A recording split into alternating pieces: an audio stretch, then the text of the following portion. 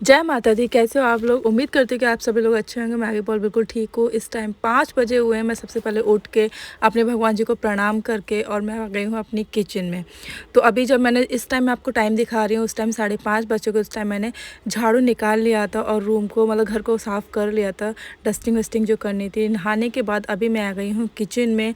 अभी मैं तैयार करती हूँ सबसे पहले भोग। मैं इतनी जल्दी इसी वजह से उठी हूँ क्योंकि सानवी फिर मेरे को काम नहीं करने देगी, और अगर शानवी उठ जाएगी तो फिर वो मेरे को कंजक भी नहीं करने देगी, क्योंकि जब मेरा खाना ही नहीं बन पाएगा तो मैं कंजक कैसे करूँगी।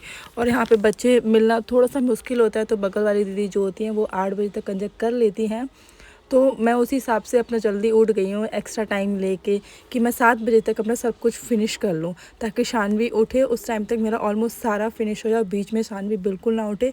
इसीलिए मैं अपने ही घर में चोरों की तरह काम कर रही थी, बिल्कुल आवाज़ ना करके।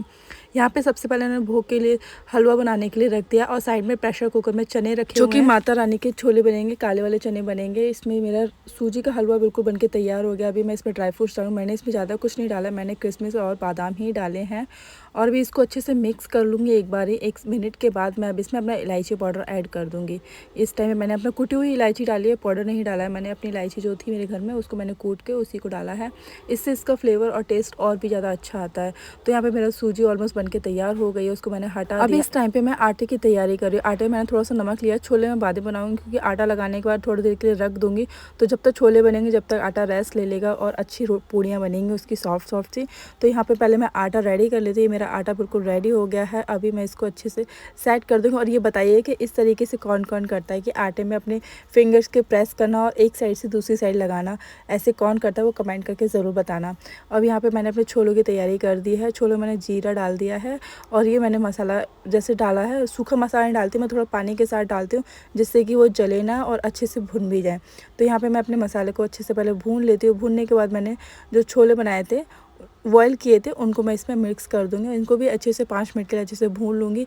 5 मिनट के बाद मैं इस पर धनिया पत्ती डाल के, ये मेरी माता रानी के भोग का सामान ऑलमोस्ट तैयार हो चुका है। बस पूड़ियाँ मेरे को सेकनी है, वो भी मैं तैयारी कर लेती हूँ।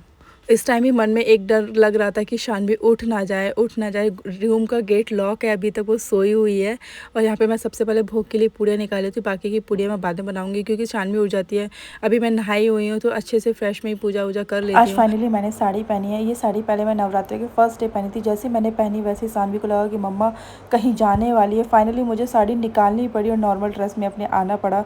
आज साड़ी पहनी है। जब तक देखते हैं शानवी। पूड़ियाँ मैंने 5 पूड़ियाँ पहले माता रानी के लिए निकाली हैं, बाकी की मैं बच्चों के लिए बाद में पूड़ी निकालूंगी। तो मैंने अभी उतनी ही निकाली हैं, ज़्यादा पूड़ियाँ नहीं निकाली हैं।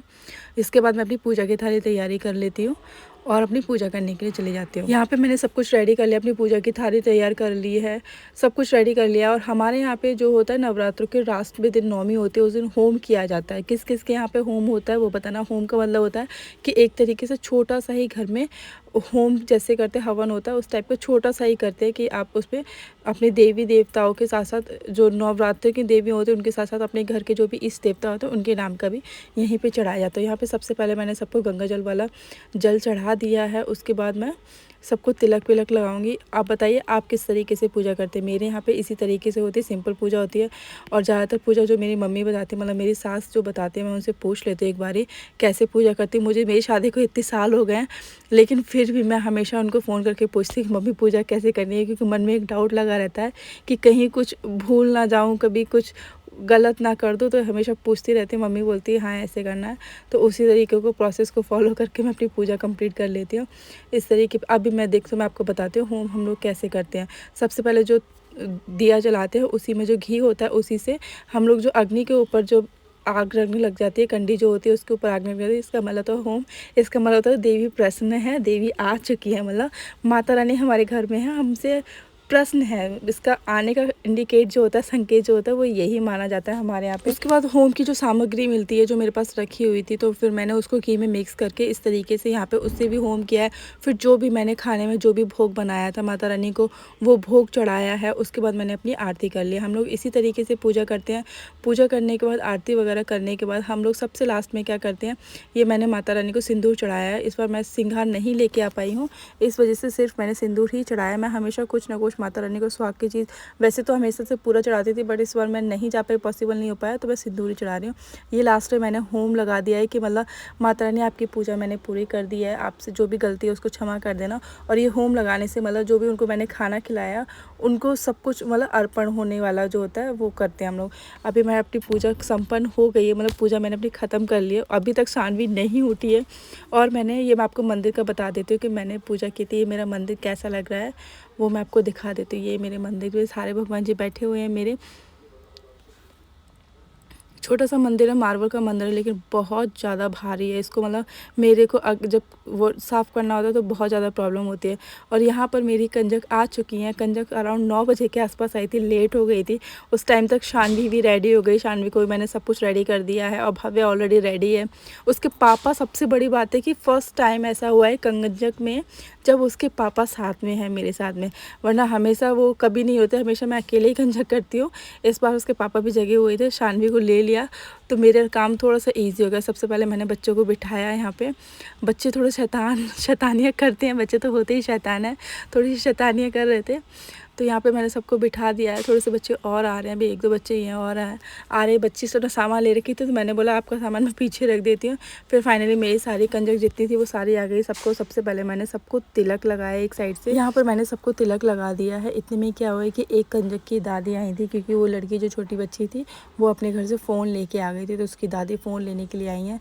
वो फ़ोन लेके चली गई हैं। अभी इस टाइम पे मैं सारी कंजकों को कलावा बांध रही हूँ। और बच्चों की शैतानी देखिए, बच्चों की शैतानी तो साथ में चल ही रही है, भव्या की शैतानियाँ भी चल रही है। टीवी में शायद कुछ गाने वाने चल रहे हैं, तो वहाँ पे पता नहीं क्या दिख रहा है। इन लोगों को बड़े एक्साइटेड हो रहे थे इस तरीके से। तो मैंने इस टाइम पे सबको ऑलमोस्ट सबको कलावा वलावा बांध दिया था। तो फाइनली बारी आती है सबको खाना देने के लिए। तो मैंने सबके लिए प्लेट यहाँ पे निकाल दी हैं। सबकी प्लेट मैं वहीं पे दूंगी, मैंने अलग से नहीं लगा के रखी है। सबकी प्लेट मैंने लगा दी हैं। अब मैं उनको पूड़ी वगैरह जो भी खाना मैंने बनाया है भोग उनको खिलाने के लिए, वो सब उनको सर्व करूँगी। आप लोग बताइए कि आपके यहाँ पे कंजक में सब्ज़ी सर्व की जाती है बच्चियों को या नहीं की जाती। हमारे यहाँ तो नहीं की जाती सब्ज़ी। उनको हलवा पूड़ी या फिर खीर पूड़ी जो भी आप बनाते हो वही सर्व करते, सब्ज़ी नहीं खिलाते। आप लोग बताइए आपके यहाँ खिलाते या नहीं खिलाते। यहाँ पे मैंने सारी कंजकों को सबसे पहला निवाला अपने हाथ से खिलाया है। बस ये लोग मतलब इस टाइम पे इतने बिजी होते हैं बच्चे। तो लड़की का चुन्नी खोल गई थी, बोलती आंटी आप इसको मेरा टक बांध दीजिएगा, तो मैंने उसका बांध दिया है।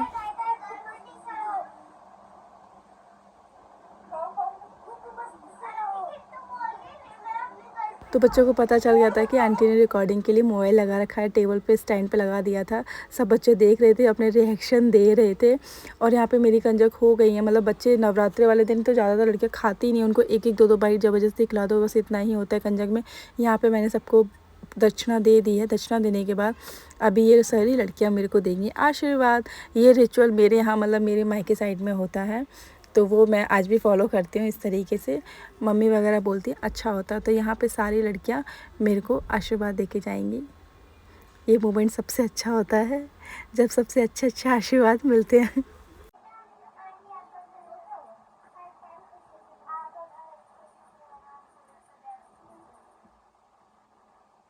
तो यहाँ पे सब लोगों ने मेरे को आशीर्वाद दे दिया है। अब मतलब बच्चों का वेट टाइम हो रहा था कि मतलब हमें और भी कहीं जाना है। तो मतलब नवरात्रि के लास्ट दिन तो बच्चों का यही हाल होता। तो फाइनली कंजक हो गई हैं और सारी कंजक चली गई। जो आशीर्वाद के चावल मेरे बच्चे होते हैं उनको मैंने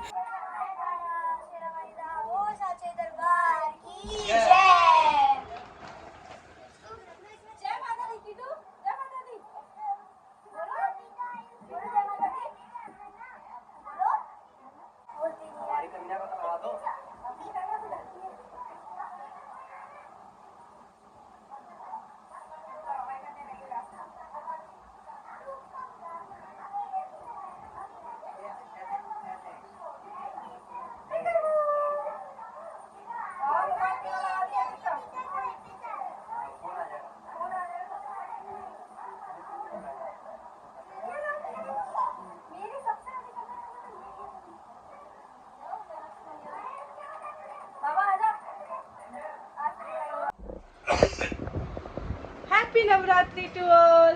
बोलो हैप्पी नवरात्रि। मम्मा कल तो दिवाली है। किसने बोला कल दिवाली है?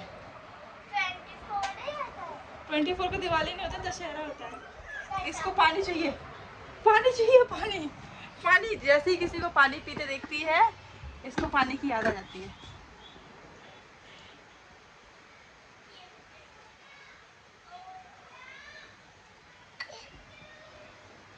और फिर बस और अब तो मुझे कैमरा चाहिए। जानवी अब तो मैं जानवी वीडियो लो। बनाओगी।